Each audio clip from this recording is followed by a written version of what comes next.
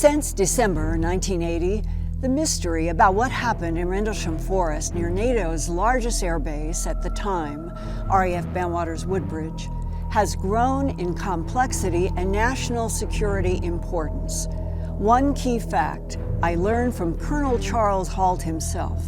He was deputy base commander at the large NATO base when the lights and beams showed up over a 72-hour period from midnight December 26th to sunup December 28th. Over those 3 nights, the number of military eyewitnesses of the unidentified aerial phenomena was some 30 people, including the first night drama of missing time and a black, glassy, triangular craft that emerged out of a blast of white light in front of Staff Sergeant Jim Peniston and Airman First Class John Burroughs. The colonel sat down privately with John Burroughs and me at a May 2010 National Press Club conference in Washington, D.C. John and I were there to do a joint presentation that included some new hypnosis that John did in October 2008 that I had videotaped. You will see segments in this Truth Hunter. During our private conversation, Colonel Halt asserted that the U.S. National Security Agency, the NSA, took over the Rendlesham Forest investigation within 24 hours after Burroughs, Peniston, and Airman Ed Kavansak first investigated strange, colorful lights in Rendlesham Forest after midnight on December 26th. The 3 men ended up with missing time and confused memories. Even Central Security Control confirmed that for 45 minutes there was nothing but static when CSC tried to reach them on radios. Oddly, the one night we know the least about is the middle night of December 27th, because no one who had military authority will talk about it. Yet, that is the night that Airman Laurie Bowen and John Trementozzi heard their D Flight Shift Commander, Lieutenant Bonnie Tamplin, yelling and crying on the military radio for help from Master Sergeant Robert Ball.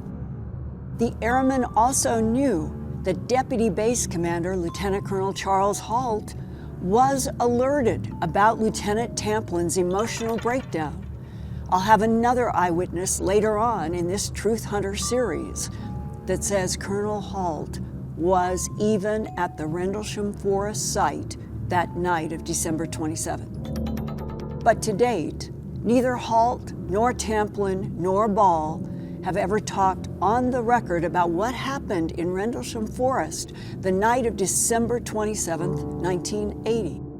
While something serious was happening in the forest to make the D Flight Shift Commander scream publicly over the military radio, Airman First Class John Burroughs suddenly woke up in those same early morning hours of December 27th in a state of extreme agitation. He told me, quote, "I had a strong feeling that the lights were back," close quote. Even if he was off duty, he felt an urgent need to see the lights again. He knew nothing about Lieutenant Tamplin, Sergeant Ball, Colonel Halt, Laurie Bowen, or John Trementozzi. But he was so tense about getting back to the strange lights that John Burroughs got an early morning ride from where he was staying in Ipswich back to the RAF Bantwaters desk sergeant named O'Brien. John asked what was happening in Rendlesham Forest, and O'Brien told him that D Flight Shift Commander Lieutenant Bonnie Tamplin had been relieved of her duty because a light entered her vehicle in the forest. The light scared Lieutenant Tamplin to panic and crying during her radio communications. The assumption is that Lieutenant Tamplin had gone into Rendlesham Forest with D Flight Master Sergeant Robert Ball to investigate Laurie Bowen's fiery sphere report, and when John Burroughs learned about the D Flight Shift Commander encountering a light in her vehicle that terrified her, he was even more determined to get back to Rendlesham Forest that night of December 27th to 28, even though his sea flight was off duty. We'll hear more about what happened to John in a few minutes. But first, more drama unfolded in the forest that afternoon of December 27th, beginning at 4 p.m., when Staff Sergeant Monroe Nevels, a disaster preparedness technician at RAF Bentwaters, had a surprise visit. Knocking on his door was Lieutenant Bruce England, the shift commander for Bravo Flight. Both Sergeant Nevels and Lieutenant England had served in the Marines before re-enlisting in the U.S. Air Force. Lieutenant England told Sergeant Nevels he was there on top secret orders by the RAF Bentwaters base commander, Colonel Ted Conrad. Lieutenant England told me that one of the airmen had been taken aboard the spacecraft. And he was talking about what had happened at least 2 nights earlier. Can you talk about that? Yes, he just basically went through and told me about Sergeant Jim Penniston and John Burroughs were involved. I do remember the names were mentioned, and he said even to the point that someone had been abducted into the aircraft. And he said the reason Colonel Conrad has asked for me to come get you is because he felt that if he wanted an honest answer from anybody, then you would give it to him. So it's my orders. They are down at the Woodbridge Officers Club, and they are having a party down there. And when we get through on our investigation, he'll be waiting for us, and we're to go back and you to report to him what you... Sergeant Nevels says Lieutenant England took him to a triangular depression in the forest soil that must have been the site where Staff Sergeant Jim Penniston and Airman First Class John Burroughs encountered the bright white light and the black triangular craft the night before after midnight on December 26th. This photograph was taken by Master Sergeant Ray Goulias after sunup on December 26th and was reprinted by UK researcher and author Georgina Bruni in her book published in 2000 entitled You Can't Tell the People. That title came from a conversation Georgina had with then UK Prime Minister Margaret Thatcher, who said about the RAF Bentwaters mystery, quote, UFOs, you must get your facts right, and you can't tell the people, close quote. In the center of the photograph is Constable Brian Cresswell of the Suffolk Police, examining a triangle of depressions in the soil, each marked by a stick and orange circle. On the right is Captain Mike Verano, the day shift commander. The far right stick is next to Captain Verano's leg. The top of the photo is east toward the Orford Ness Lighthouse. Well, you can't see a lighthouse. You can't see anything through the thick Rendlesham trees.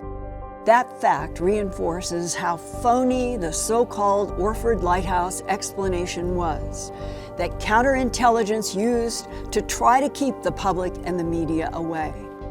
Each of the 3 indentations in the forest soil were the shape of a triangle pressed about 2 inches into the ground, as in this photo of one on the morning of December 26th, photographed by Master Sergeant Ray Goulias.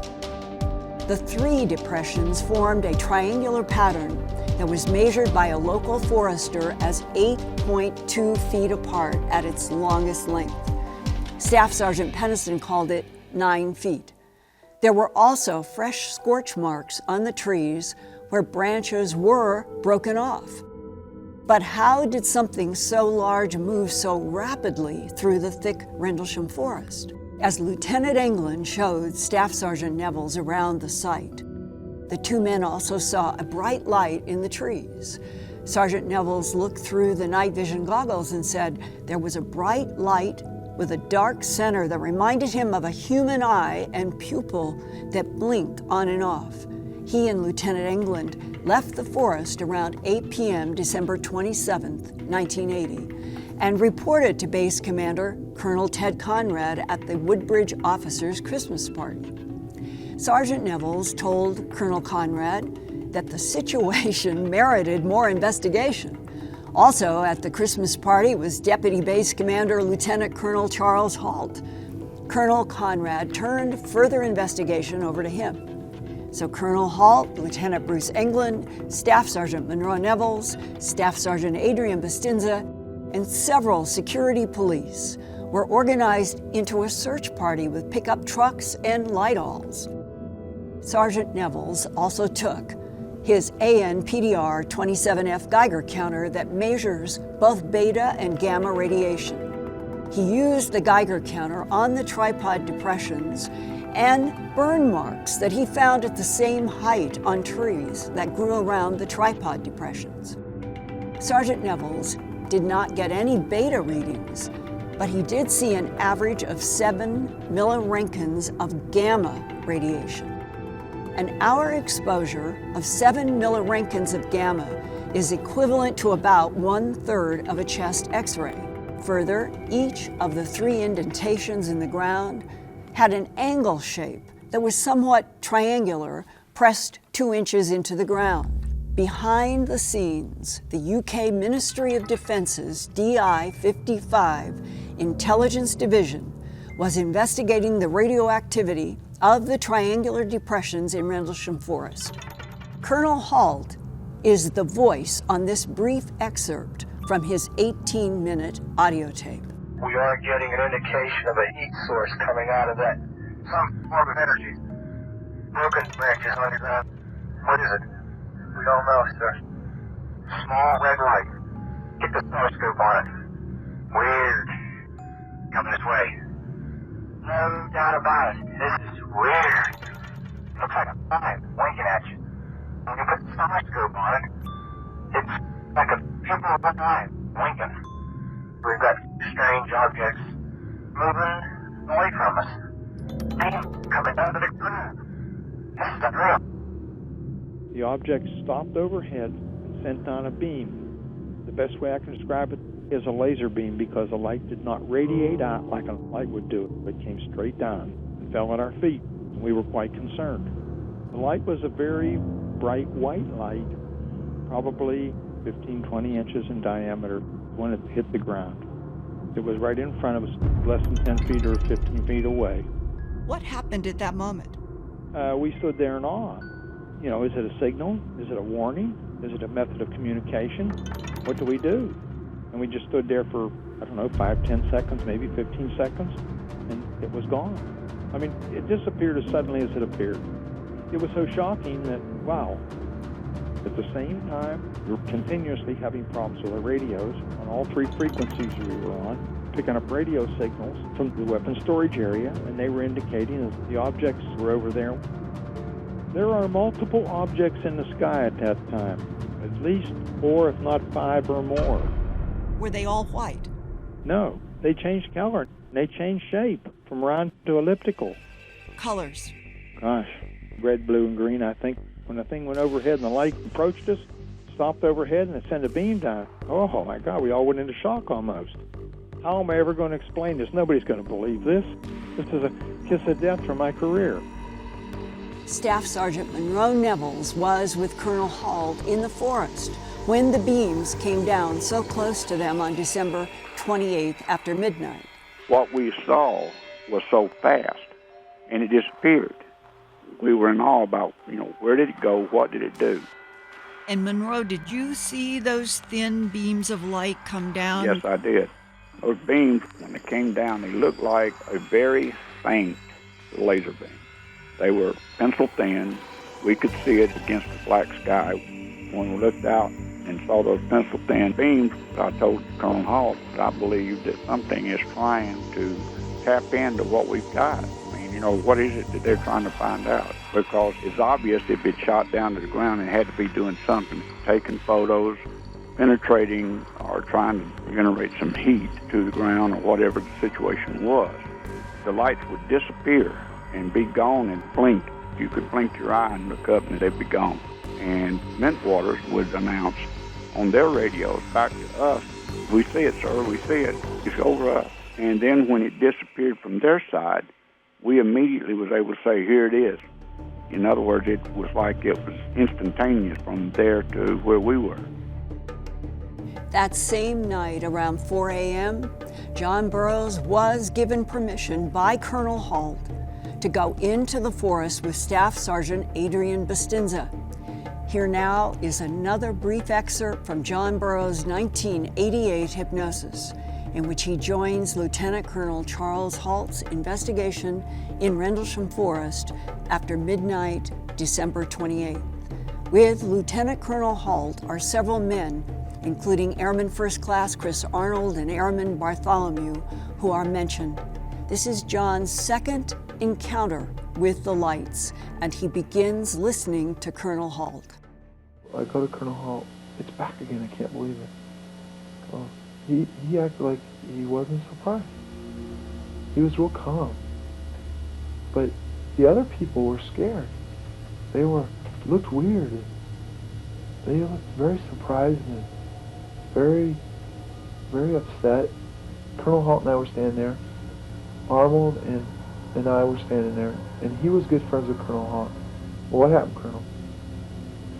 Weird thing. He goes, weird thing. He goes, we had things over us, on top of us. They were making contact with their minds. And I looked at him, what are you talking about? So the little blue lights. The craft was still hovering out there. He goes, they're coming from that craft. They've been out there for hours.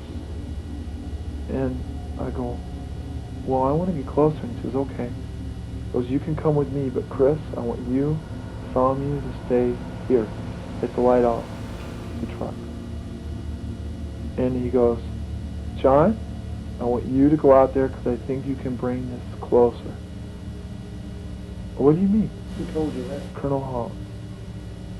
I think you can bring this ship and these things closer. They want you to do it. And I'm like, Who wants you to do it? Colonel Halt. Colonel Halt said they did. That's all he said was that. Does he appear to have some knowledge or some understanding that you don't understand?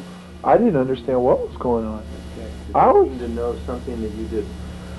He seemed to be very at peace of mind and very calm. And like he goes, this is the most bizarrest, weirdest experience. People will never believe it.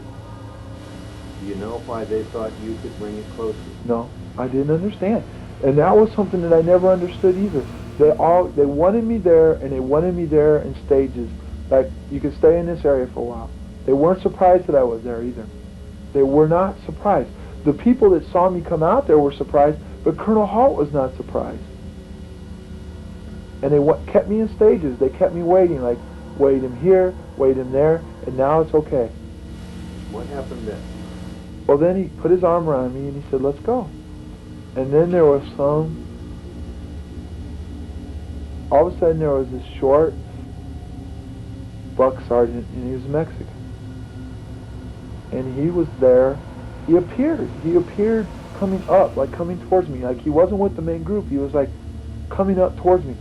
And he said, let's go. And three of us walked towards the craft. And Colonel Howe goes, I've got all this on tape recording. And he shows me the tape recorder. And he has a radio with him too, his radio. And he goes, and I'm recording all this through the Wing Command Post. He goes, I'm going to keep all this stuff because it's going to be worse. And he goes, let's go. So we started walking.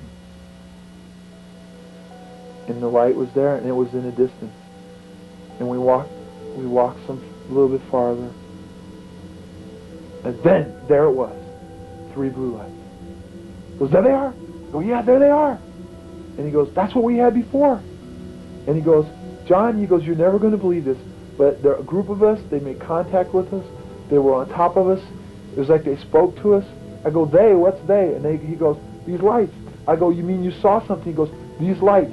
He goes, there were lights there, and they were speaking to us. They were over us. They were flying in the sky. They were hovering over us. They were doing all kinds of things. Now, John, hold it right there where you can see those blue lights. Now, I want you to look at one of those lights and ask the question that comes to your mind. And that light talk back to you. Tell me what it said. Come to me. Okay, now, what did you do? They started moving, and we all froze. And they were up and down. You mean the lights? Yeah, Okay, they split up. They split up. Okay, now ask them what they represent. Ask that light what it represents. The craft. Okay. Now, is there any life form in or with that craft? That was a life form. The light is the life form. John felt the lights themselves were intelligent entities that could also explain what happened when Airman John Burroughs and Sergeant Adrian Bustinza were running next to each other toward the red and white lights in the farmer's field. That's when Adrian fell to the ground on John's right, and John only remembers getting close to red-orange lights, and he does not remember anything else. Later, Adrian told Burroughs, quote, "The light forced me to the ground, and I saw the red-orange light come over you," close quote. Was John Burroughs abducted twice? After midnight on December 26th, and again on December 28th by these peculiar lights? John is still haunted by what happened to him in Rendlesham Forest, December 26th and December 28th, 1980. He is especially troubled by the fact that he cannot consciously remember what happened when he was close to the lights both nights. John still has strange dreams, cannot sleep well, and feels like something in his mind wants to come out. In 2008, John Burroughs contacted me about his anxieties and said he wondered if I could find a qualified hypnotherapist who could try to penetrate the block on his memory. Phoenix clinical hypnotherapist Melinda Vale works with post-traumatic shock cases with young people and agreed to help. I hoped that John could break through to full memory. Here are brief highlights from the October 2008 hypnosis.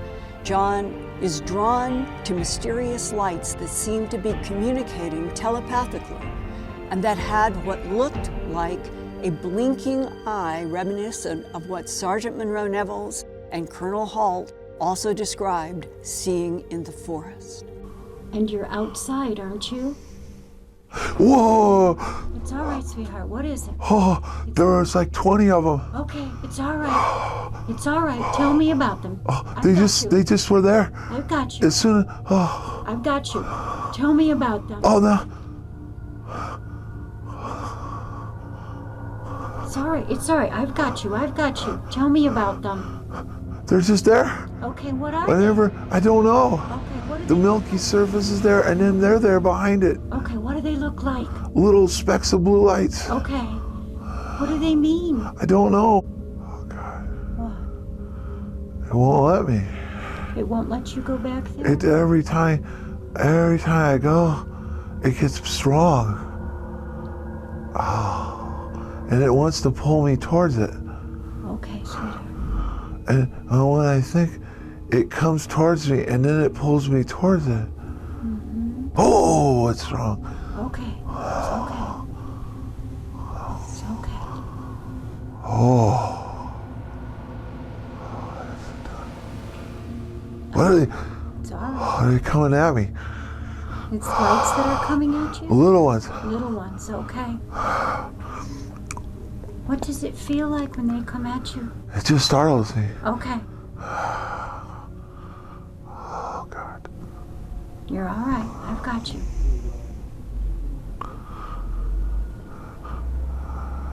What else do you see there? Just huge. Now it's getting bigger and bigger, like milky white object or substance that just keeps going up, down, wider, smaller. Then there's an eye or something behind it. And it's interfering with your ability to go back in time? Every time you ask me to go back, the smaller objects or the thing appear and it gets stronger. Now there's a hole between it, like The hole's opening up. Uh-huh. Do you see anything in the hole? No. Wow. What does the hole mean to you? I don't know. Whatever happened to John Burroughs on December 26th and 28th, an unidentified aerial craft hovered stationary over this hot row of stored nuclear weapons at the RAF Bentwaters Weapons Storage Area, also known as the WSA. Those nuke bunkers were watched around the clock by security from the WSA Alarm Station Watchtower. The Delta Flight Security Chief in the Bentwaters Tower the night of December 27th to 28th was Sergeant Rick Bobo. The tower was 50 feet above the ground to give a clear 360-degree view. Sergeant Bobo's priority was to report any threat to the WSA. That night, he watched a large reddish-blue light in the sky that hovered stationary for nearly 2 hours, and also periodically emitted smaller white lights that sped rapidly down into Rendlesham Forest. At least twice, Sergeant Bobo phoned Central Security Control, and in each call, he was told the situation was under control because there was an investigation in the forest. That was Colonel Halt's group. Rick Bobo returned from the Air Force to work in the Indiana Department of Transportation, the state in which he was born and raised. I talked with Rick in a recorded phone interview for radio about what he saw and heard during his D-Flight security shift in the Bentwaters WSA Tower after midnight on December 28, 1980. It looked really big, and there was red and blue, and I did see something come down from it and went down into the woods. And how long were you able to see that reddish blue large light? Oh, goodness. It was there a long time. It just sat there. It didn't go anywhere. It just sat in one spot. I think you could have put a crosshair on it and it never would have moved. Wow. Never wavered.